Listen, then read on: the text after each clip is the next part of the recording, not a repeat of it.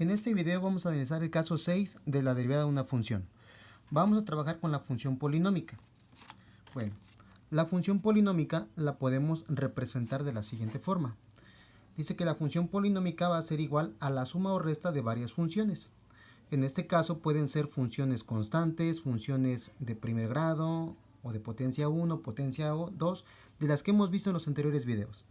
Y su regla de derivación es la siguiente. Dice que la derivada de la función polinómica va a ser igual a la derivada de cada uno de sus términos, ya sea en suma o en resta. Bueno, aquí nada más están escritas dos, pero pueden ser más elementos, más términos que puede tener la función polinómica. Vamos a ver algunos ejemplos de ellos.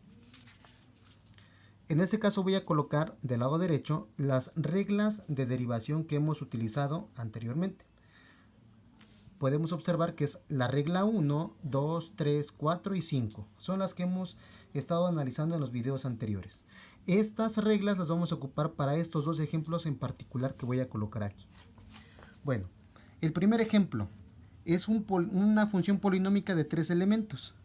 Entonces voy a derivar cada uno de sus elementos, cada uno de sus términos. El primer término es de la fórmula 5, de la forma cx a la n. Y su derivada dice que va a ser la constante por la potencia por x y la potencia le resto 1. Para el segundo elemento, segundo término, va a ser, es una función de acuerdo con la fórmula que utilizamos, la fórmula 4, que es potencia de x. Y la derivada, o para calcular la derivada, vamos a ocupar esa formulita. Y el último elemento es un elemento constante. Habíamos dicho que la derivada de una constante va a ser siempre 0. Bueno, entonces comenzamos. El primer término vamos a ocupar la fórmula 5, que es esta. Entonces, para derivar 5x al cuadrado ocupamos esta fórmula, que sería constante por potencia por x y la potencia le restamos 1.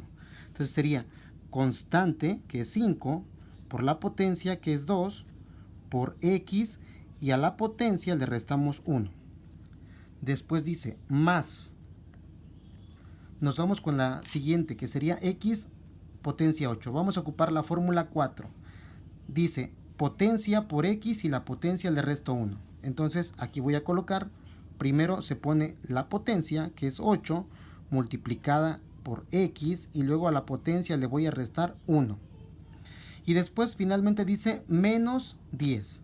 Entonces, como la derivada de una constante, de acuerdo a la fórmula 1, es 0, pues como es 0 ya no vamos a escribirlo. Lo dejamos así, porque el 0 en este caso es ausencia de valor y no es necesario que lo coloquemos.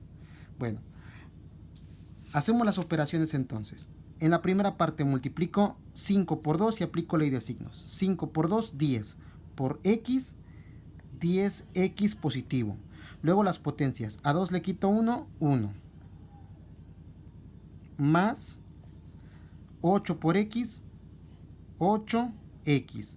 Al 8 le resto 1, me quedaría entonces 7 en este caso. Ahora, como la potencia 1 no se escribe, entonces nuestro resultado también puede quedar como 10x nada más, más 8x potencia 7. Bueno, nos vamos con el ejemplo número 2. Hacemos lo mismo. Identificamos primero las fórmulas que vamos a ocupar. En el primer caso la fórmula 5 y en el segundo caso la fórmula 3, que es constante por x. Y comenzamos entonces. Primero, para el primero sería la constante que multiplica a la potencia y luego por x y a la potencia le restamos 1. Menos, como dice aquí, la derivada de 5 medios de x, que sería constante por x, que es esta fórmula, fórmula 3, entonces me va a dar como resultado nada más la pura constante, el puro numerito. Entonces me quedaría nada más 5 medios. Resolvemos la parte primera. Por ley de signos, más por menos me da menos. 3 por 4, 12 por x, 12x. Y las potencias, como tienen signos iguales, ahí vamos a sumarlas ahora. Serían menos 5. Menos 5 medios, porque recordemos que 5 medios fue el resultado de derivar 5 medios de x aplicando la fórmula 3. Y así resolvemos estos dos ejercicios utilizando las fórmulas que vimos en los videos anteriores. Y esto es como se deriva, o la forma de derivar una función polinómica.